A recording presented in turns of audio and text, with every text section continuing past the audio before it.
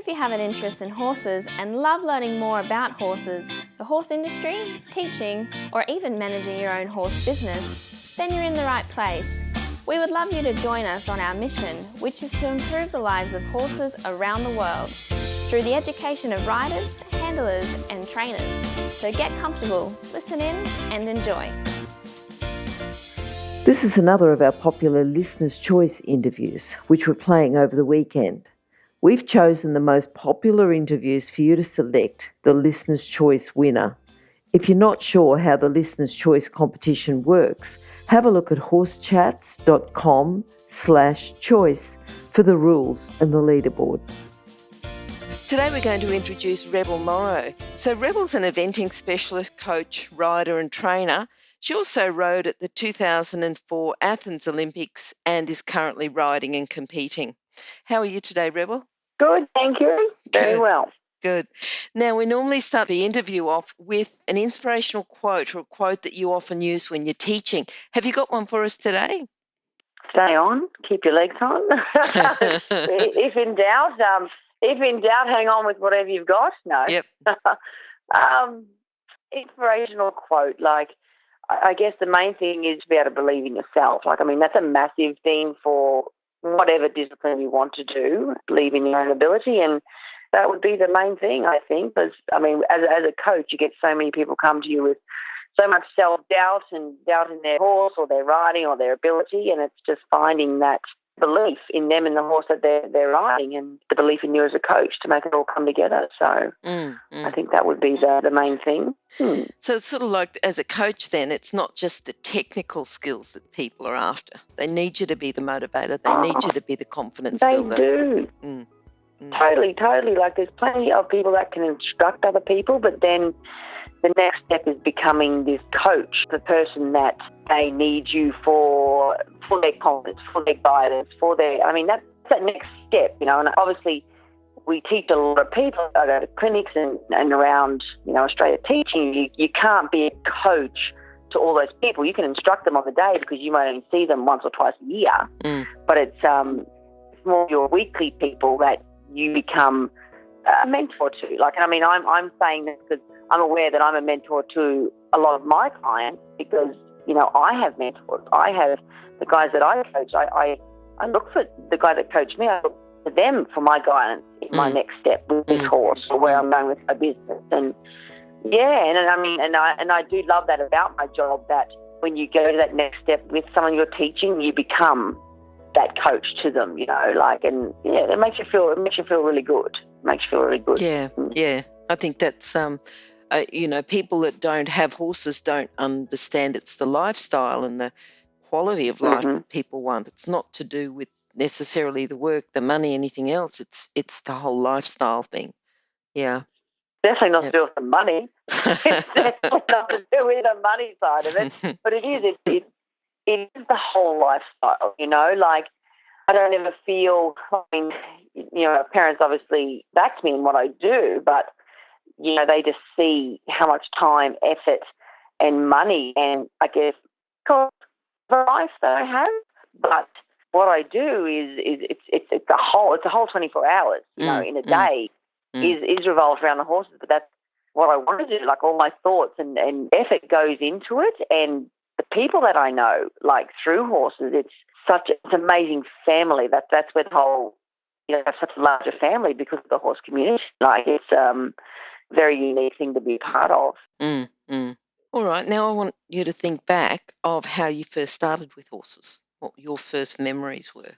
First memories, well, I've always had horses in the family. Both my grandparents trained racehorses, and Mum got into performance riding with the Appaloosas. So we've always had horses around because she was a professional herself. And it wasn't until, and we rode the Appaloosas until, I think maybe till I was 11, and then we moved into eventing with the Appaloosas around that time between when I was 9 and 11, and we met Simon Cale, and he got us into the sport of eventing and never looked back since then. So yes, always had horses, and I because both my grandparents were racehorse trainers, I had visions of becoming a jockey, but I grew too tall, too heavy, all that sort of business. And then like literally meeting Simon and then moving into eventing. I've never looked back from then of what I wanted to do anyway for the rest of my life. Okay. Yeah. Okay. All right. What do you think then the core skills are to have a career with horses? Like you've talked about the 24-hour day, but then you've also talked about the family, but to be in that family, to be a professional, to be involved with horses, what are the skills that people need? We're thinking just core skills, just skills that if someone approaches you and they're about to leave school and they're thinking about that for a career, what sort of advice would you give them? Mm-hmm. I do give them the advice of now that I'm an older person, like to definitely have more of a backing behind you. Like once you leave school, like still getting another profession, not only another profession, but something else to fall back on for money earning. Because definitely from the period that you leave school for a good maybe 10 years, it's a tough gig, breaking into then making it a profession for a life profession for you. Like, so that 10 years after you finish school is money-wise for yourself is very difficult. I definitely advise that people, like kids still do, not just want to go and groom for someone and go straight into horses. I do advise that they do look at other careers and ways of earning money while they're still riding their horses and training their horses and wanting to do that. So it's like, as most of us do know, like, when you injure yourself in this sport or things like that, like it's very difficult to keep earning money, like being a professional horse rider. So, and look, when I finished school, I worked at the meatworks in Kilcoy, so I did work, so to speak, a normal job for about maybe 5 years, but that was enough for me then to get a good backing of money to then when I moved down to New South Wales and I started actually grooming for Tasha Hammett but I could finance myself because of the money I earned through another job prior to doing it.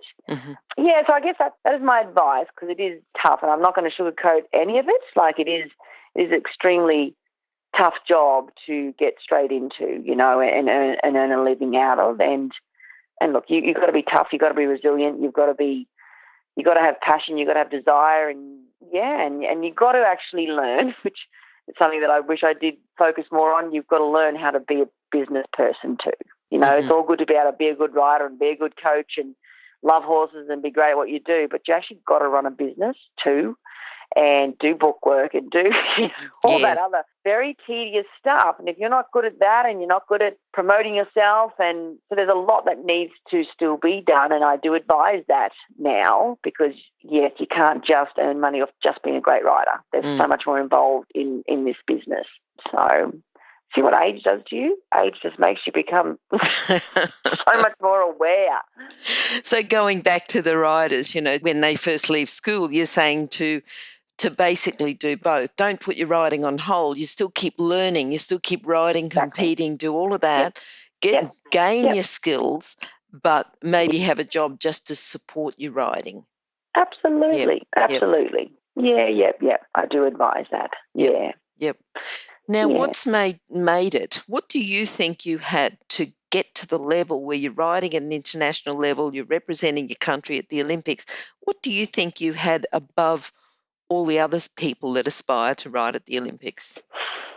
I look back on my time of getting there and, I mean, yes, it does take, you've got to have natural ability, you've got to have talent, you've got to have the right horse, you've got to have, it's all good timing too, like it's things just, not fortunately, but I was lucky enough that things all fell into place for me at the right time, and it's like a dominoes effect of great things that got me to go to the Olympics because, how quickly things fall apart too, a dominoes effect of your horse going lame or you're missing that event, you missed that qualifying event, you can't go to that event, you can't get selected or you're falling off or, but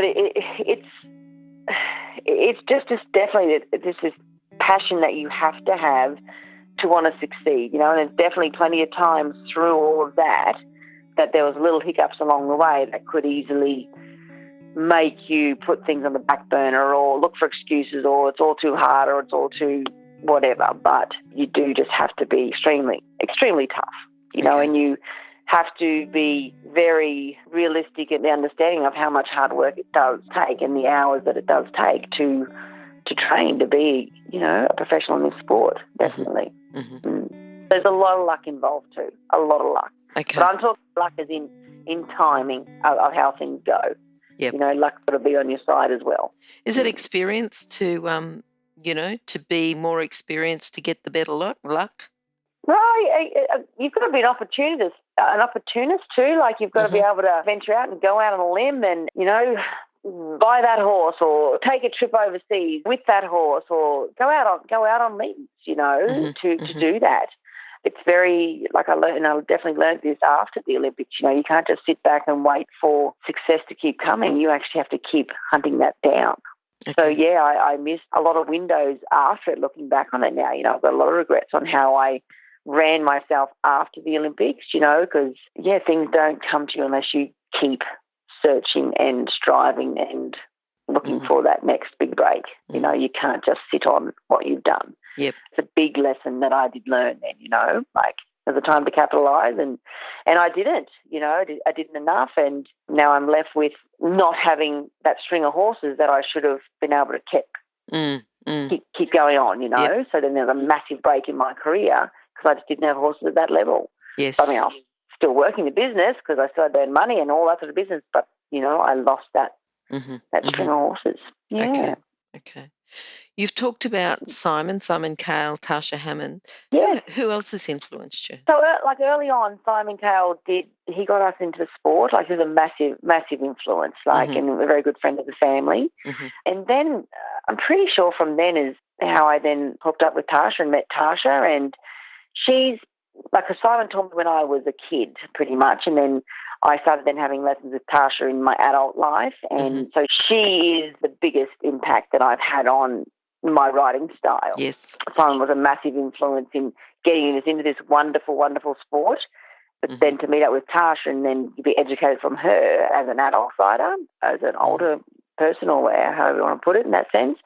So, yes, my style is very much rolled around her method. I'm very, very grateful to that because it's an amazing way of riding. So, and now her partner, Andrew Barnett, so I get jumping lessons off him, and I'm actually at Andrew and Tasha's now. I've been there for the last couple of months, like training, and because as a coach and as working this business full time, we run out of time to have lessons for ourselves as well because you're too busy teaching everybody else and all that sort of stuff. So, and because I haven't had this good string of horses at top level, I don't get taught on the other horses. And so, I sort of rang them up there that one day and said, do you mind if I come down for a few months? I need some training. They said, sure. So it's been great. So just to be able to tune my skills up and get me back in the swing of, all the correct things and how just watching how they run their business, and it's a great operation. And, so everybody needs that inspirational tune-up every now and again too.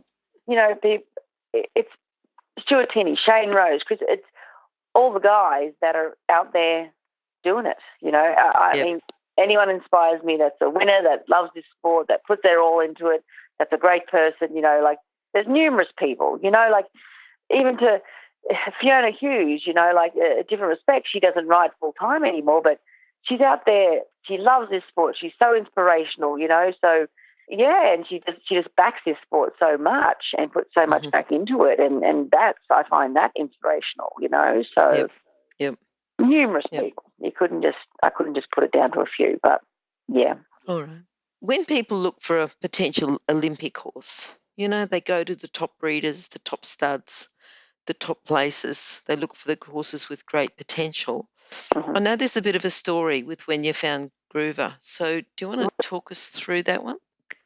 Yeah, well, first got to meet Groover through my dad's shoeing friend, Craig Jones. His wife was a track work jockey and she was riding Groover at the time. And he must have been going to go into one last prep and business like that and then get put out on a spell. And then they said that I could, if he doesn't come back from his spell, or when he comes back from his spell, and he doesn't race well, that they were going to get rid of him. So I got to try him before he went out in the spell, and literally when I went down to see him at the track, he was literally just Racehorse, so I didn't get much of an idea on him, but he looked pretty, obviously, and with his big blaze and all. So then when he went out on his fell, I took him and got him back into work for them. And that was my trial of him. And Yep. yeah, he was, an awesome dude right from the word go. And then a quote that I've always said, not quote, but what I've always said is, he might have only been with him about a week, and I started to jump him and just jumped so amazingly natural, such a lovely, you might not remember Groove, but he just had this awesome, big, open, airy jump. It was something that was quite different. And I remember saying to Mum, if I was ever to go to the Olympics, this would be the horse that I'd ride. It was just looking back on it, it's an odd thing to say, because I'd never sat on a horse that'd been to the Olympics, and I'd never been to, so it was just not there to say, and how it all came about. But before he went back to them to re-race him, that's when I noticed he had discharge coming out of his nose, this red, yellowy sort of serum coming out of his nose, and he rolled a lot. He loved rolling, so I thought he must have just hit his head in the blocks, And so when they took him back, they took him to the vets and scoped him, and then that's when they found ethmoid hematomas in his nasal cavity. And then they rang and said, well, this is what he's got. We're going to just send him to the knackery because, to treat this it's an extensive process, blah, blah, blah, blah. And obviously he wasn't a winning racehorse for them, so they weren't. And so I was like, well, I can't have that. So I ended up buying him $300 from them, which was sort of going rate, I guess. And so then going rate for an Olympic horse for $300. Well, going rate for a horse that they didn't need anymore anyway. So then the process started that I would then, he had to have formalin injected into his head first. They drilled a hole into his skull and injected this formalin into it, which was supposed to start to kill off the ethmoid hematoma, because it's like a growing cancerous sort of thing, like a big blood clot, which was working. It kept it at bay, but it then sort of pushed up and over to the other side, like it was I can't even remember now, sorry, but it was moving the left side first, and that's what we were treating, but then it grew up and around into the other side. So then they actually had to open his skull up. And actually just tonight, Tasha gave me some photos, and one of them was one of poor old Groover with the staples in his head from where he has had his skull opened up. Yeah. But look, and he had to have his head opened up 3 times, I think. And when it comes to about the second time to redo it, and Nick Canagita is the surgeon. He's quite a very renowned surgeon. He treated Groover, and he said, this is pretty extensive stuff. Is it something that you want to keep doing? He says, because I can't give you any guarantee that it's going to stop. And so I was literally sort of saying, do we keep going with it? Do we not? And I was obviously in dire straits about the whole thing. But then he said to me, he goes, a horse wouldn't have gone through what he's gone through if he's not going to be a survivor. It's such an extensive operation, and they lose so much blood. He said he's such a tough horse. He says, let's give it one more go, because he says he's literally said he's meant for great things. He's survived a lot so far with this. Yeah, so we did the operation again, and then he had no more trouble with it for the rest of his time. I had to keep getting him scoped to make sure nothing was regrowing. But the good thing about it was he only sort of had to have maybe a month off after each operation, but I could still ride him because it was only in his head, and he had his staples in and all that sort of stuff, and so it wasn't his legs or any injury that you had to rest him on, so I actually could keep him in light work the whole time, so he could still actually progress with his career without having these huge gaps off with the operation. So it's a massive ordeal.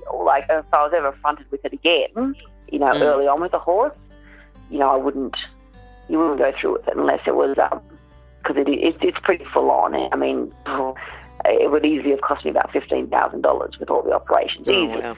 It was quite extensive, but lucky for that job at the meatworks, hey?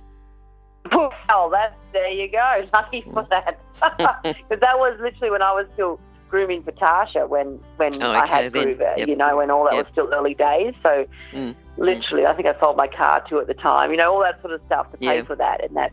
But that's what you do. That's just all part and parcel of it, and no regrets of any of it, no regrets in any way. But what I gained out of having him, What's your proudest moment then? Look, I mean, going to the Olympics is definitely, the proudest moment. Definitely was. Just everything associated. I thought you'd say that, but I just had to ask. No, Yep. everything Yep. associated with that, and Yep. but you can even just say the process of leading into even going. Like I remember winning the bareback high jumping down at Albury on Groover when he was just a 2-star horse. Like there's just so many moments that just revolved around that horse and going places that it's definitely him. Like he is my proudest moment because he made my name what it is today. I'm sitting here having this interview with you because of that horse. So he is my proudest moment. So literally all the time, with him. Wait, can you hear anything? No? That's because we're waiting for someone with a good quality horse product to be advertised here. If that's you, then contact us, horsechats@horsechats.com, and we'll send you the details. Thanks. Okay, now what I'd like you to do, because you do quite a lot of coaching, is to think of some common problems that people have with their horses, but also how to fix them. Because people listening are going to, there's a lot of people that might have those problems or that problem, but they also want to know how to fix the problem, what to look at, what they need to do to help fix the problem. Help fix the problem. I guess the biggest problem that everyone would have is just how to, getting the straightness in a horse is the hardest task, to have your horse straight on the flat, to have your horse cantering straight, travelling straight, to travel to a fence. So that is literally, I think, the people understanding the concept of how to get their horse straight is the toughest thing. And how to fix it, how to do that. That's a tough one to say over the phone because, whether you're going left or right on a horse, there's different ways to position them, each horse, to how you have to position them to get them straight. Every horse is different. Whether you're riding a horse off the track, they'll come off the track with oddities in how they travel, like literally that horse could be moving in 5 different directions, but you're on one horse, but you literally feel his head, his neck, his shoulders, his barrel and his quarters all go a different way, So to straighten all that up does take, this different adjustment. And then, a horse can be crooked just because the rider holds the left rein more than the right, or they drop their right shoulder, or, just things like that can make that horse be uneven and not straight. So how to fix it, that is tough. There's just so many different elements in it, but working on how to actually ride your straight, it's very, very easy to ride a horse crooked, to ride a horse sideways and all that. It's very easy. But to ride a horse straight, that is the key. That is the key to a lot of problems. Like just even for people to travel to a fence, and a lot of people worry about jumping, getting this right spot, getting the correct takeoff distance. To have your horse straight coming into a fence, it doesn't matter whether the distance is, a deep distance, a far away distance. But if the horse is straight, the horse will always, not always, but the horse will definitely be able to sort the distance and jump better and that. But if they're crooked, they'll go sideways, they'll drift, they'll twist, and the landing will be awkward, then the departure will be awkward, then the new approach to the next fence. So straightness is one of the biggest things, that's the key to getting that one sorted, Okay, so we've got the straightness as the problem. Sounds like the identifying why the horse is crooked needs to be identified before you go about fixing it. Yep. Yeah, that's right. And look, it doesn't take a coach that long to work out where the crookedness is coming from. Yep, to identify. And a lot of horses can be crooked because there's unsoundness issues in them, like they could be weak in the back or just anything like that can make them not want to go straight. They might be crabbing because of those different sort of things, not being able to travel straight with their quarters. But that's where you need a professional, a coach, to be able to help identify that and treat it or, Okay. Now, talking about off-the-track horses, just a bit of advice for someone who is looking at an off-the-track horse. You've said that with Groover, he had a big scopy jump, but you had the opportunity to trial him beforehand. What are we looking for a horse, a bit of advice for people buying a horse off the track? What do you think the main priorities are? The main priorities, I guess, being able to look at their conformation, like have an idea of, what a good conformation is, how their legs ideally need to line up, the angles of their back legs, like where they're positioned underneath their body, and are they long in the back, to avoid horses that are quite long in the back. What we do anyway is so straining on their sacroiliac, and so many racehorses come off the track already quite weak and, injured in the sacroiliac. So I think that's a big thing that has to be identified, to see whether that weakness can be corrected with physio and with treatment, because a lot of horses definitely, which I'm found now, like more, that a lot of horses are failing with that and they're sacroiliac coming off the track. Like it's such a tough sport that, and their feet, like to really have an idea and a knowledge about a horse's feet, what you're looking for there. Because, so many problems. 99% of the problems definitely come from the feet and work up. So just having those sort of things, a bit of knowledge about that when you go to look at the horse. You can even do your own little assessment when you're there of a flexion test, and then trotting them up off that. And standing in front of them, having someone trot it towards you, seeing how their front feet land, if they're paddling. And you can definitely do your own little assessment. But walking the horse out, seeing its quality of its walk, like if the horse has got a lovely long stride, like a lovely overtrack in the walk, that's a good sign, But yeah, people need to really do a good assessment of them because there's so many horses that are coming off the track now that are quite hindered from their racing days, definitely. Okay. Just thinking about the horses that you've got in work. Have you got horses down where you are now at Tasha's place? Yes, I do. Yes. Yeah. How many horses do you have in work? I've only got 2 down with because last time I was down I had 6, but I've sold of them, so I've just got 2 other horses of other people's that are with me now just to finish off these last couple of events. Okay. But yes, I'm working with Andrew and riding some of Andrew's horses and things like that. So, but I've only just got 2 down with me at the moment, which is great. Okay. So just when you're riding horses for other people, what sort of, if you can explain a bit about the responsibilities, communication with the owners, just a bit about, because people dream about it. People dream about someone else picking up the bill. That's the dream of a rider that wants to be professional. I've got all these expenses. Right. It's so expensive competing horses. I just want to have sponsors and I just want someone paying all the bills. So what can you say about the responsibilities that you've got to have before you can get owners, before you can get people paying you to ride their horses, and then once you've got those horses, what sort of ongoing communication you need to have with the owners of the horse? Every owners are different. Like some owners want or need to be kept up to date weekly. Some owners, and this is knowing your owners of what you need to give back to them, and some are happy just for an update every, after the competition, or a rough update of when you're going to this competition, or some of them don't even. Yeah, so I guess it's knowing what your owners want out of it, because like just one of them doesn't need me to call every day. Like it's not like that at all. He puts full trust in what I'm doing.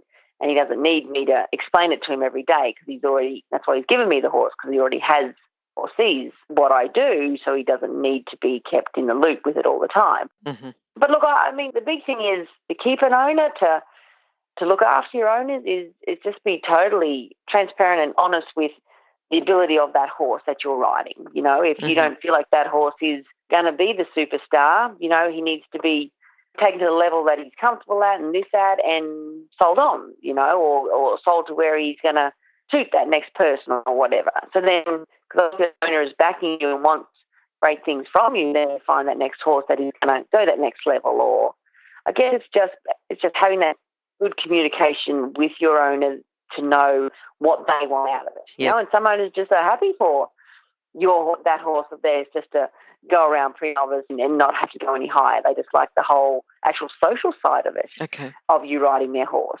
And there is a lot in that. So I guess it's just knowing exactly what your owner is investing in, whether it's just the social side and the fun of it and enjoying to go to the shows and you might get a ribbon, or that owner wants you to take that horse to the Olympic Games or look for bigger things, for the return of how much money they're putting into it. Because it's a very expensive thing to have someone pay you to ride a horse. So, there's a lot invested in it. Okay, and what about sponsors? It's another dream. I'll just want sponsors to pay all the bills for me. But what do you have to do or be before a sponsor approaches you, and what do you have to give back to the sponsor? I think, sponsors want, obviously, yes, you have to be very good out on show and you have to perform well and look good out in the public eye.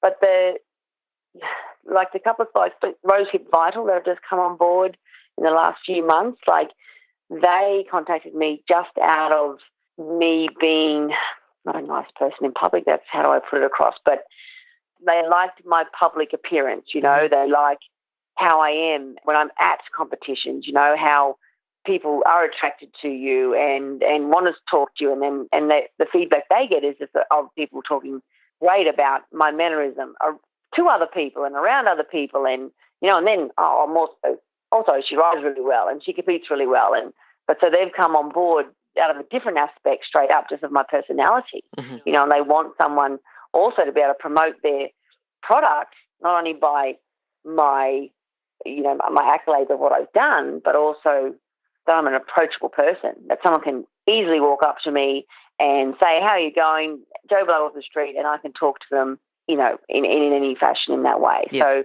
that's what sponsors do want, someone that can be that approachable person that can talk about their product. So it's not this person that can't talk about it, but you might look good in all the gear, you might go out and win, but they want the general public to be able to come up and approach you.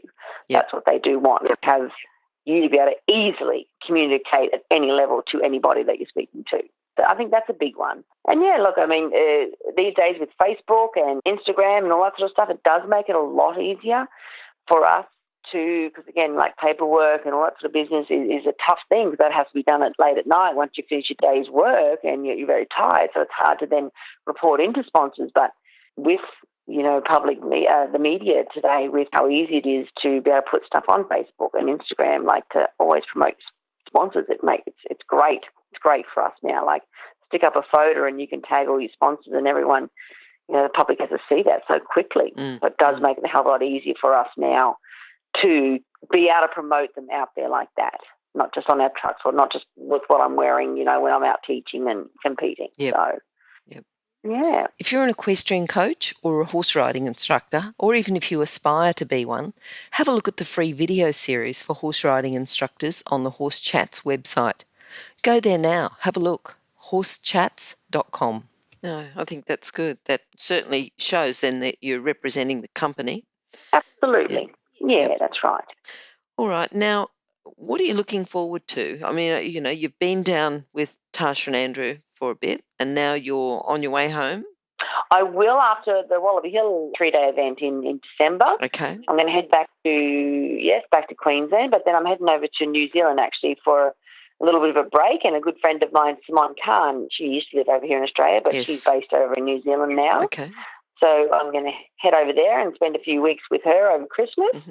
And then, I'm looking forward to, like, when I come back for next year, that I'm going to head over to America. I'd like to get back over there and check out the scene there for a little bit to see whether it's something that, you know, would be, again for more experience for me. I'd love to go over there and train in America and learn some more things and be around new people. Yep. So, I was thinking of sussing that out at the start of next year, actually. Okay. It's the first time in my life I've not got any of my own horses. I've sold them all, and I'm actually horse-free apart from the owner's horses that I have at present. Yep. Yeah, so it's going to be a little bit of a change for me next year. Okay. I'm looking forward to that. That sounds good. We'll have to stay in touch about that. That'll be good.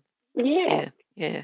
Now, just summing up your philosophy into a lesson today, you know, just so a bit of a sum up of what we've talked about so that people can take it away and, you know, think about it during the day and learn from it. Bit of a sum up of what we've spoken about. What we've spoken about, but, you know, your philosophy in general. You know, you started off with talking about your favourite quote and believe in yourself, be confident, you know, be motivated. But you tell us what, you know, because it's a bit like parting words. Just remember this to the listeners. I think the believing in yourself with this sport is a big one. Like, look, I don't even think it's this sport. I think it's all sports. It's in all aspects of life, you know, like there's so many people there to congratulate you, but there's so many people there too to sort of the tall poppy syndrome, or pull you down even when you're being successful, you know.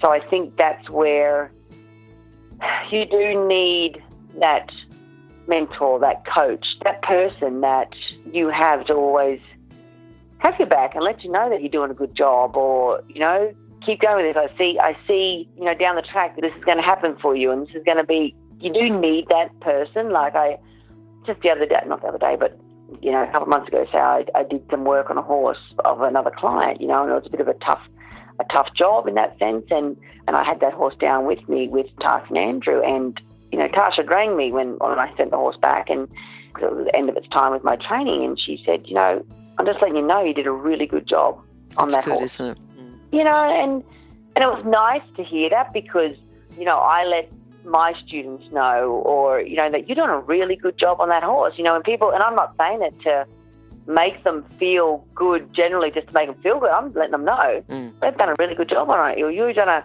great job in your, and people do need to hear that. And when Tasha specifically rang me and said, I just want to let you know you've done a great job on that horse. You've really, and I was like, I'm 40 years old, and I went, thank you.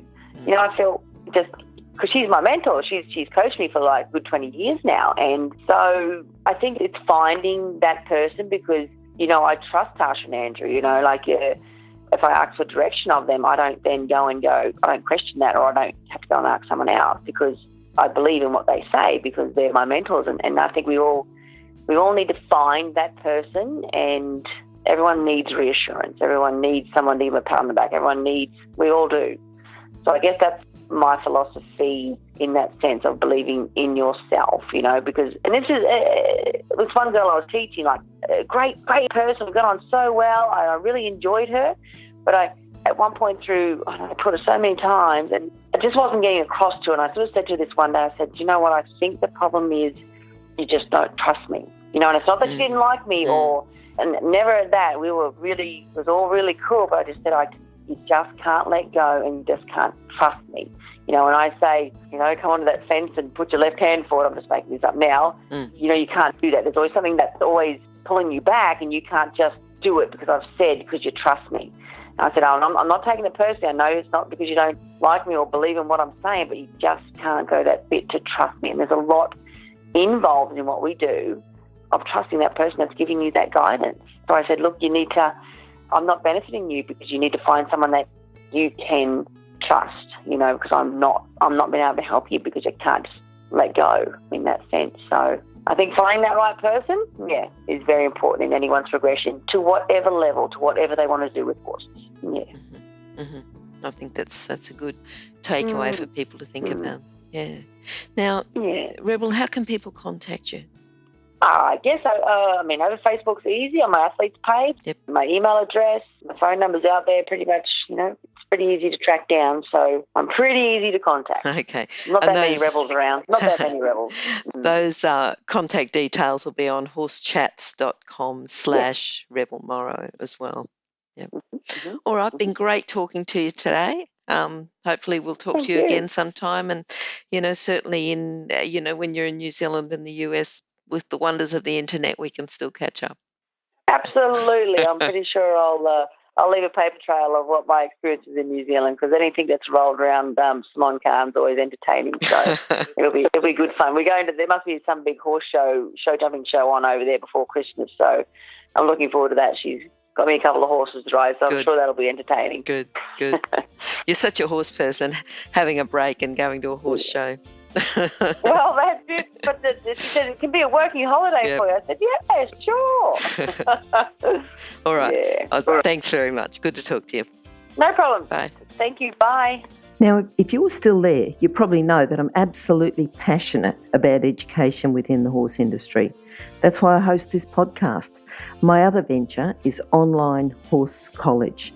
Have a look now at onlinehorsecollege.com, and I'll see you over there. Remember that our comments and instructions are general in nature and do not take into consideration your individual horses or your individual ability and circumstances. If you enjoyed this podcast, then please leave your comment below.